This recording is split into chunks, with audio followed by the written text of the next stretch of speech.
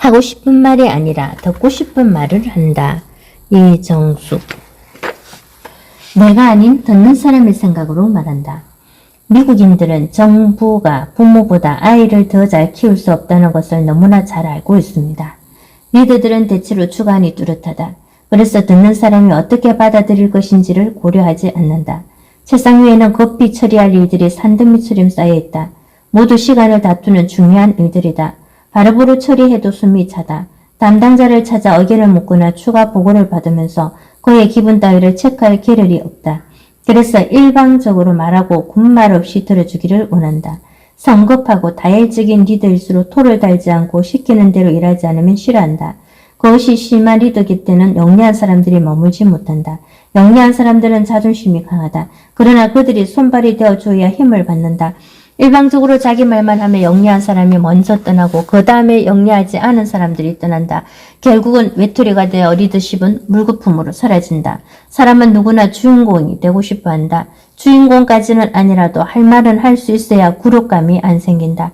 직장인들의 고통은 일이 힘들어서가 아니라 상사가 굴욕감을 줄 때 생긴다. 상사 자신은 그럴 의도가 전혀 없고 단지 업무를 원활하게 수행하려고 자기 중심으로 말하지만 부하직원은 존엄성을 부인당하는 굴욕감으로 받아들인다. 자기를 주인공으로 하는 리더의 말은 상대방의 굴욕감을 불러내기 쉽다. 그러나 리더가 하찮은 사람에게까지 존엄성을 느끼도록 말할 수 있다면 좀 능력이 뒤져도 리더십은 걱정 없이 유지할 수 있다. 21세기식 새로운 리더십 모델을 제시한 버락 오바마 출생과 인종 등의 핸디캡을 극복하고 젊은 나이에 갑자기 미국 전체를 들었다 놨다 할 정도로 급부상했다. 그럴 수 있었던 중요한 비결은 듣는 사람을 주인공으로 말하는 언어 태도에 있다. 미국에서 흑인의 직위는 우리가 상상하는 것 이상의 고통 속에 놓여 있다. 1980년대 후반 민주당 대통령 후보 경선에 나선 제시 잭슨 목사를 두고 이런 농담이 떠돌았다. 잭슨 목사는 너무나 무모해 보이는 모험이 두려워 밤마다 무릎 꿇고 기도했다. 기도하는 사람이 불쑥 자기 이야기부터 할 수는 없었다. 먼저 나라의 악령과 가난한 이웃을 지켜달라고 기도했다. 그러나 차츰 경선 날이 가까워 오자 자기 문제를 묻지 않을 수 없었다. 그래서 하나님, 미국에 언제쯤 여자 대통령이 나올까요? 라고 애둘러 질문했다.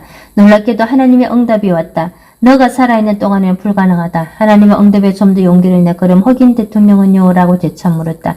역시 응답이 왔다. 하나님은 껄껄 웃으시며 다만 내가 살아있는 동안에는 그런 일이 없을 것이다. 미국에서 흑인 대통령이 나오는 것은 절대 불가능하다는 풍자였다. 불과 20년 전의 일이다. 그러나 20년 후인 지금이라고 해서 인종 문제가 사라진 것은 아니다. 흑인 대통령 후보였던 버락 오바마의 인기가 급상승하자 미국 언론들은 일제히 인종 문제를 들고 나왔다. 인종차별을 비난하는 듯하면서 엄밀히 흑인 대통령은 아직이라는 논조가 본물을 이루었다. 그러나 오바마는 그런 우려들을 불식시켰다. 그 비결 중 하나는 말하는 자신이 아닌 듣는 사람을 주인공으로 말하는 연설 실력이었다. 오바마의 연설이 인기를 끈 것은 자기가 하고 싶은 말을 청중들이 듣고 싶어하는 메시지로 바꾸어 말하는 것이었다. 오바마의 이런 화법은 2004년 민주당 전당대회에서부터 힘을 발휘했다. 미국인들은 정부가 부모보다 아이를 잘 키울 수 없다는 것을 너무나 잘 알고 있습니다. 미국인들은 정부가 병든 사람들을 일일이 치료할 수 없다는 것도 너무나 잘 압니다. 미국인들이 원하는 것은 정부가 그 모든 어려운 일을 해결해 달라는 것이 아닙니다. 단지 자기들이 선택해서 그 일을 잘하도록 해달라는 말입니다. 그 선택을 가장 잘하게 해줄 사람이 민주당의 캐리 후보입니다. 미국인들은 놀림거리가 될 만한 이름을 가졌거나 미국에서는 다양한 나라에서 이민을 와 이름이 특이한 국민들이 많다. 너무 말랐거나 너무 뚱뚱하거나 너무 가난하거나 너무 부유하거나 아프리카에서 왔거나 라틴 아메리카에서 왔거나 아시아에서 왔거나 아랍에서 왔거나 그런 구분 없이 미국인으로 살기를 원합니다. 너는 이래서 안 되고 너는 이래서 되고를 구분하지 않고 어울려 살기 위해 우리는 미합중국을 세웠습니다. 거의 연설에는 나는 이렇게 생각한다거나 민주당이 이렇게 생각한다는 말이 별로 없다. 미국인들이 그렇게 생각한다거나 당신들이 그렇게 생각한다고 말했다. 듣는 사람들이 그렇게 생각한다고 말한다. 나는 이렇다라고 말한다. 듣는 사람의 존엄성을 살려준다. 그래서 오바마의 연설은 대부분 미국 역사에 길이 남는 연설로 기록되고 있다. 리더는 사람들이 자기 말을 귀담아 듣지 않게 되면 리더십이 아주 간단히 무너진다. 말하는 사람의 직위가 높아도 듣는 사람이 존중감을 느끼지 못하게 말하면 그 말을 굳이 들을 필요가 있는지를 따지게 된다. 늘 자기 자신을 주인공으로 말하면 실적을 올리지 못한 부하 직원에게 당신 실적이 이게 뭐야? 당신 실적 못 올리면 큰일 날 줄 알시오 라는 해법을 하기 쉽다. 또는 우리 회사만 야근하는 건 아니잖아 라는 식의 비난부터 하기 쉽다. 그 정도 어려움은 어려움도 아니야 라는 억압의 말도 튀어나오기 쉽다. 그러나 듣는 사람을 주인공으로 말하면 나도 야근은 정말 싫던데 자네도 그렇지만 이라고 말해야 부하 직원이 거부감 없이 야근하도록 만들 수 있다. 어렵겠지? 하지만 이 일을 해야 하는데 라고 말해 힘든 일에 자발적으로 동참하게 만들 수 있다. 바로 그런 것이 오바마의 합법이다. 그 합법은 미국인들이 가장 우려하던 인종의 벽을 뚫고 미국 최초의 흑인 대통령을 만드는 데 일조했다.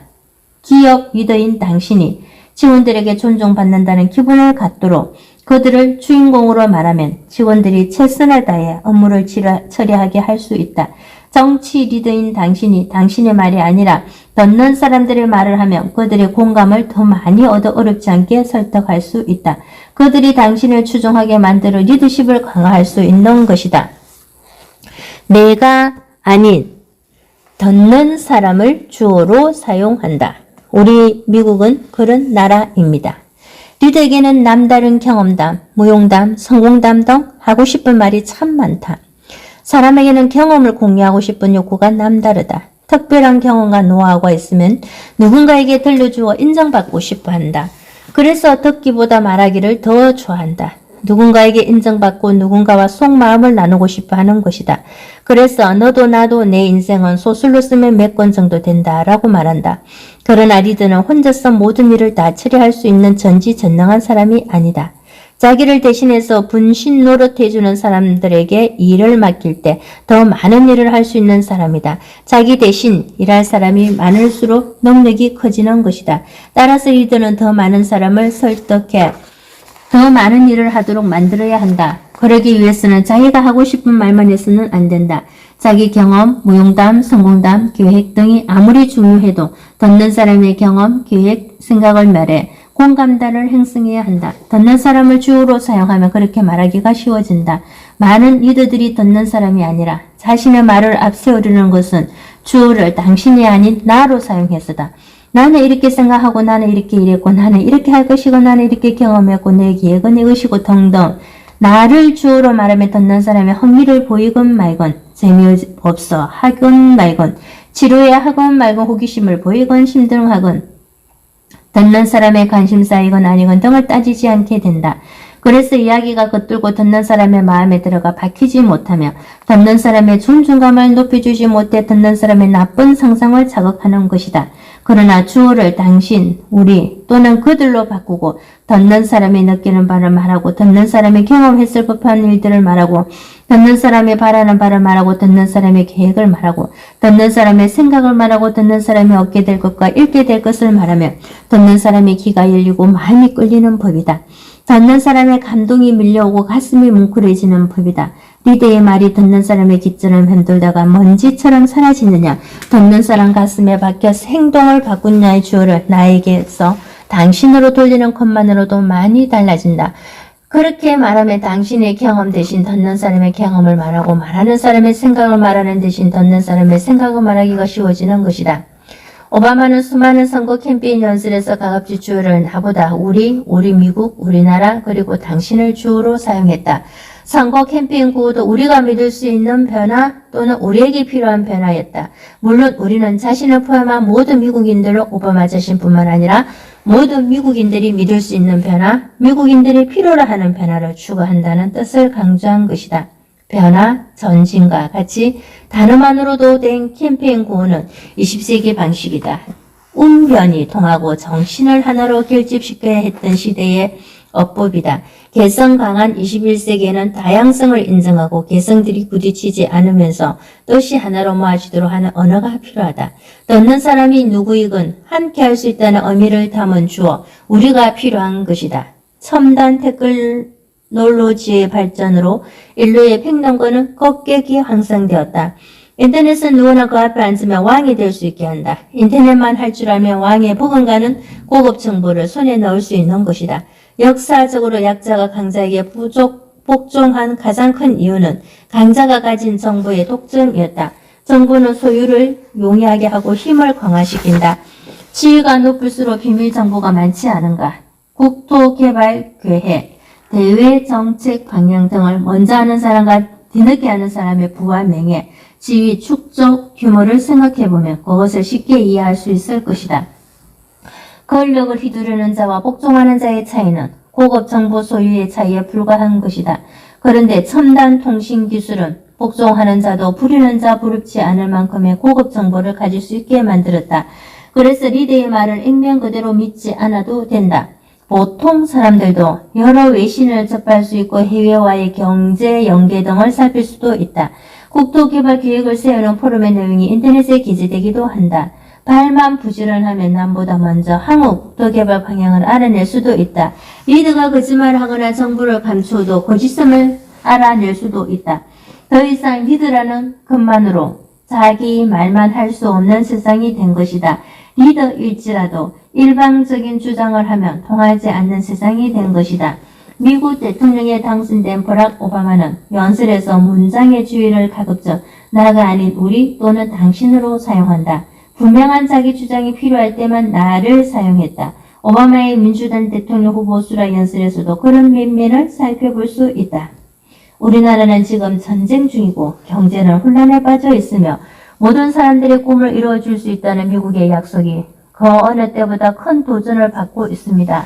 오늘 밤 더 많은 국민들이 일자리를 잃고 예전보다 더 적은 임금을 받고 일하고 있습니다. 여러분 중 더 많은 분들이 집을 잃거나 자기 집값이 곤두박질 치는 모습을 지켜보고 있습니다. 그리고 더 많은 분들이 자가용 유지가 어려워졌고 신용카드 빚 갚기가 어려워졌으며 교육비는 이미 감당할 수 있는 수준을 넘었습니다. 이런 도전들은 모두 정부가 만든 것은 아닙니다. 그러나 대응에 실패한 것입니다. 워싱턴의 고장난 정부와 부시의 실패한 정책이 직접적인 결과입니다. 공화당의 실정을 지적하면서도 듣고 있는 미국인들의 관점에서 말하기 위해 주어를 당신들로 사용한 것이다. 그리고 3인칭인 우리나라 또는 미국을 함께 주어로 사용해 미국인들의 남다른 애국심과 무너진 자존심을 위로받도록 말했다. 미국은 평생 열심히 일하고 이제 막 은퇴하려는 오하이오에 사는 어느 여인이 잠시 병에 걸리면 제대로 치료받지 못하고 재난에 빠질 수밖에 없다는 것을 알아야 하는 것보다는 나은 나라입니다. 미국은 20년 동안 같이 일한 기계들을 뜯어내 잘 포장해서 중국으로 실려가는 모습을 봐야 했던 인디애나에 사는 한 가장이 집에 돌아가 가족에게 그때의 기분을 설명하며 목이 메어야 하는 것보다는 더 괜찮은 나라입니다. 다시 우리를 주어로 사용하는 대목이다. 우리는 참전 용사들을 노숙하게 내버려두고 이웃 가족이 가난에 빠지게 만들고 이 나라의 주요 도시 중 하나가 우리가 보는 앞에서 익사하는 것을 손 놓고 보고만 있는 정부보다는 인정이 많습니다. 우리는 얼마나 많은 사람들이 장기주택 대출금을 갚을 수 있는 일자리를 찾았는지, 나중에 자식이 대학 졸업장을 받는 것을 보고 매달 약간의 여유돈을 저축할 수 있는지, 이런 것으로 국가 발전의 정도를 잽니다. 우리는 억만장자 숫자가 얼마나 많은지와 500대 기업의 이익금이 얼마나 많은지를 가지고 경제를 측정하지 않고 좋은 아이디어를 가진 사람이 위험 부담 없이 새로운 사업을 시작할 수 있는지, 팀만으로 사는 식당 종원들이 일자리 잃을 염려 없이 하루쯤 결건하고 아픈 자식을 돌볼 수 있는지를 가지고 경제를 측정합니다. 일하는 것의 존엄성을 존중하는 경제를 말입니다. 이 문장들의 주어를 나로 바꿔보면 오바마가 왜 나 대신 우리, 당신, 미국, 우리나라 등을 주어로 사용했는지를 쉽게 파악할 수 있을 것이다. 이러한 주어는 연설의 설득력만 높이는 것이 아니다. 대화에서 사용할 때에도 설득력을 높여줄 것이다. 당신이 만약 기업의 리더라면 직원들에게 훈화하거나 지시할 때, 노사 협상할 때, 당신이 한 가정의 부모라면 자식 교육에 사용하면 설득력의 수준이 달라지는 것을 경험하게 될 것이다. 듣는 사람의 향수를 이끌어내라. 고학생을 보며 어머니를 떠올립니다. 어려움을 극복했던 경험만큼 감동적인 이야기는 없다. 어린 시절의 기억을 공유하는 것만큼 가슴 뭉클하게 하는 말도 없다. 이것은 1대1 대화에서뿐만 아니라 연설에서도 듣는 사람들의 감성을 자극한다. 연설이 재미없는 이유는 대개 연설 내용 안에 감성을 자극하는 말이 없어서이다. 마틴 루터 킹, 링컨, 워싱턴, 처치, 케네디 등의 연설이 두고두고 명연설로 희자되는 이유는 듣는 사람의 감성에 호소에 감동을 주기 때문이다. 감성이 움직이면 감동이 물결을 이룬다. 감동이 물결을 이루면 마음이 움직이고 열정이 불처럼 타오른다. 열정과 희망, 행동이 한꺼번에 불타오른다. 그것은 단번에 개인과 사회, 국가, 세계의 역사를 크게 바꾸는 힘이 되기도 한다. 1960년대에 활약한 미국의 흑인 목사 마틴 루터 킹은 나에게는 꿈이 있었다라는 연설은 냉혹한 흑백 인종차별법을 철폐하는 힘이 되었고 반세기 후 흑인 대통령 탄생의 씨앗이 되었다. 링컨의 국민에 의한 국민을 위한 정부가 지상에서 사라지지 않도록 하자는 연설은 51개 주로 조각조각 나뉘어져 있던 미국을 하나의 미국으로 통합하는 힘의 원천이 되었다. 2차 대전 중 워싱턴 치출이 우리가 전쟁에서 이기려면 우리가 가지고 있는 땅과 피와 눈물밖에 바칠 것이 없습니다. 결코 포기하지 마시오. 결코라는 연설은 독일의 히틀러에 비해 형편없는 군사력을 가진 영국을 전쟁에서 이기게 하는 힘을 이끌어냈다. 국가가 나를 위해 무엇을 해줄 것인지가 아니라 내가 국가를 위해 무엇을 할 것인지를 생각해보라는 케네디 대통령의 취업 연설은 미국인들의 자긍심을 높여 세계 최강국의 지위를 공고히 하는 힘을 만들어냈다. 이 사람들의 연설이 가진 공통점은 듣는 사람들의 감성의 호소에 감동의 물결을 이루어 거의 불가능하다고 생각한 일들을 듣는 사람 스스로 해내게 한 것이다. 지금 서양인들은 이들의 계보를 잇는 명연설가로 망설임 없이 버락 오바마를 꼽는다. 그의 연설 속에 담긴 감성 코드를 찾아보면 리더인 당신도 감성의 호소에 이성적 판단을 이끌어내는 방법을 터득할 수 있을 것이다. 80년대 생인 나의 아들이 파리에 살면서 최근 살인의 추억 DVD를 빌리다 보았다고 한다. 그러면서 자기 어렸을 때 살았던 강원도 원주 인근의 시골 정경과 가난한 사람들의 이야기가 떠올라 가슴 뭉클하더란다. 향수란 그런 것이다. 잊고 싶지만 잊을 수 없었던 어려운 시절의 기억 말이다. 오바마 민주당 대통령 후보는 연설 중에 그런 것을 짚어낸다. 민주당 대통령 후보 수락 연설 중에 말한 이야기의 한 대목이다. 불평분자들의 나라, 공작문을 닫는다는 것을 뻔히 알면서도 그들이 만든 브레이크에만 기대지 않는 사람들이 있다는 사실을 알기에 여전히 아침 일찍 출근해서 그 어느 때보다 열심히 일하는 미시간의 자동차 공장 근로자들에게 그렇게 말해보십시오. 3번, 4번, 5번째 임무에도 불평 없이 해외 주둔지로 떠나는 사랑하는 사람을 지켜보며 조용히 그들의 짐을 어깨에 짊어지는 것을 지켜보는 해외 주둔군 가족들에게 그렇게 말해보십시오. 그들은 불평분자들이 아닙니다. 그들은 열심히 일하고 자기 능력을 남과 나누면서 불평 없이 살아가는 사람들입니다. 이들이 내가 아는 미국인들입니다. 오바마는 듣는 사람들의 향수를 자극하는데 가족들의 이야기를 많이 활용한다. 비슷한 세월을 살아온 사람들에게 남다른 고난을 이기는 그의 가족사만큼 향수를 자극하는 말은 없을 것이다. 오바마가 민주당 대통령 후보 수락 연설에서 한 가족 이야기다. 저는 3시간만 자고 밤새 일해야 하는 젊은 대학생들의 얼굴에서 고학으로 대학을 마칠 때까지 홀로 여동생과 저를 키우시는 어머니 얼굴을 떠올리게 됩니다. 저희 어머니는 한때 극빈자연 푸드 스탬퍼 생계 대책이 없는 미혼모들에게 국가가 주는 엄식교학권 혜택을 받아야 할 만큼 어렵게 사셨습니다. 그러나 우리 남매는 학자금 대출과 장학금 혜택 제도 덕분에 이 나라에서 가장 좋은 학교에서 공부할 수 있었습니다. 저는 사업으로 어려움을 호소하는 어느 여인의 이야기를 듣고 단지 여자라는 이유로 오랫동안 승진을 못하고도 비서직에서 중간 관리자까지 올라가신 제 할머니를 떠올립니다. 제 할머니는 제게 열심히 일하는 것의 중요성을 가르쳐 주신 분입니다. 할머니는 손자인 저라도 좀 더 나은 삶을 살게 하려고 새 차와 새 옷 구입은 항상 뒤로 미루셨습니다. 할머니가 가진 모든 것을 제게 쏟아부으신 것이지요. 이제 할머니는 연로하셔서 더 이상 여행을 못하시지만 오늘 밤 저를 보고 계신다는 것을 저는 알고 있습니다. 오바마는 민주당 대통령 후보 연설뿐만 아니라 자신을 일학 전국적인 정치가로 부상시켜준 2004년 민주당 전당대회 연설에서도 가족 이야기로 향수를 자극했다. 부유하지도 잘 알려지지도 않은 나라 아프리카 케냐에서 온 한 젊은이와 캔자스주 출신 젊은 여성이 만나 자기 아들은 원하는 무엇이든 이룰 수 있다는 미국에 대한 꿈을 함께 했습니다. 민주당 정당대회 기조 연설에서는 다음과 같이 말했다. 저희 아버지는 케냐에서 태어나고 자란 유학생이었습니다. 아버지는 염소를 치고 양철 지붕을 올린 판잣집 학교를 다녔습니다.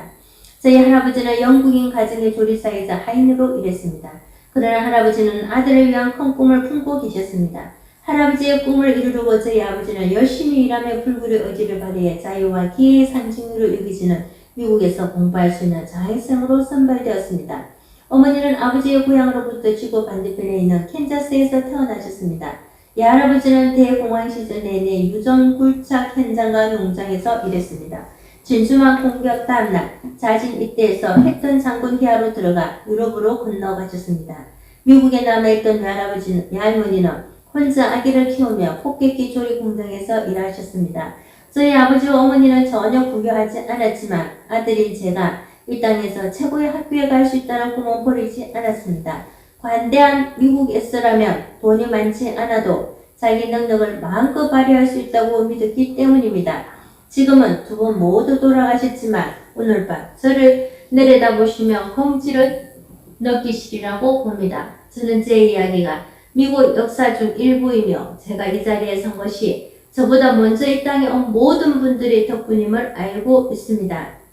필라델피아 연설에서는 저는 케냐 출신의 흑인 남성과 캔자스 출신의 백인 여성 사이에서 태어났습니다. 저를 키워주신 백인 외할아버지는 경제공황을 딛고 제2차 세계대전 당시 패턴 군단에서 복무했으며 할머니가 바다 건너 해외 전쟁터에 나가 계시는 동안 백인 외할머니는 포트 리본 워드에 있는 폭격기 제조 공장에서 일했습니다. 저는 미국에서 가장 좋다고 손꼽히는 학교를 나왔고 세계에서 가장 가난한 나라에서 살기도 했습니다. 노예의 피와 노예 소유주의 피를 함께 물려받은 흑인 미국 여자와 결혼해서 이 활동을 사랑스러운 두 딸에게도 물려주었습니다. 다양한 인종의 제 형제 자매와 조카들, 삼촌과 사촌들은 다양한 피부색을 지닌 제 3개 대륙에 흩어져 살고 있습니다. 저는 사는 동안 지구상 어디에서도 저와 같은 경우가 가능하지 않다는 것을 기억할 것입니다.